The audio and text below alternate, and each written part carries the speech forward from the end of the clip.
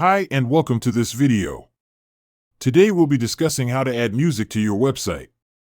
Whether you want to add background music to your site or create an interactive music player, this guide will walk you through the process step by step.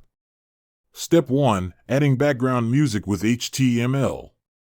First, let's discuss how to add background music to your website using HTML. You can use the HTML audio element to play an audio file in the background of your website. The basic HTML code for adding background music looks like this. Audio autoplay source src equals your audio file. Wave type equals audio/wave //audio.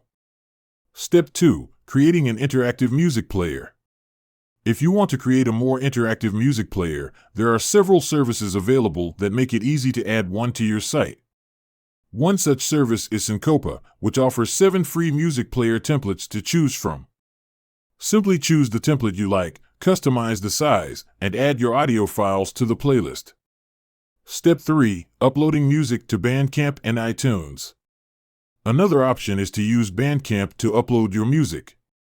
On Bandcamp, you can set your own fee scale for your music and allow fans to stream for free or pay what they want. If you do charge fees, Bandcamp will take a 15% cut of your revenue. If you're looking for a more well-known platform, iTunes is a popular choice for uploading music. Step 4. Adding music with WordPress.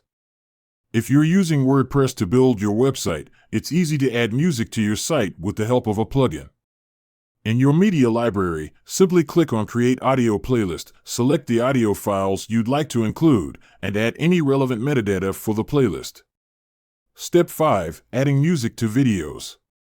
If you want to add music to a video, there are several tools available that can help you. Adobe Express, for example, allows you to select, upload, and arrange your video clips in a timeline. You can then add music from a preloaded library or upload your own audio file. Kapwing is another option for adding music to videos. Simply upload your video or GIF, add your audio, and hit export to produce your final video.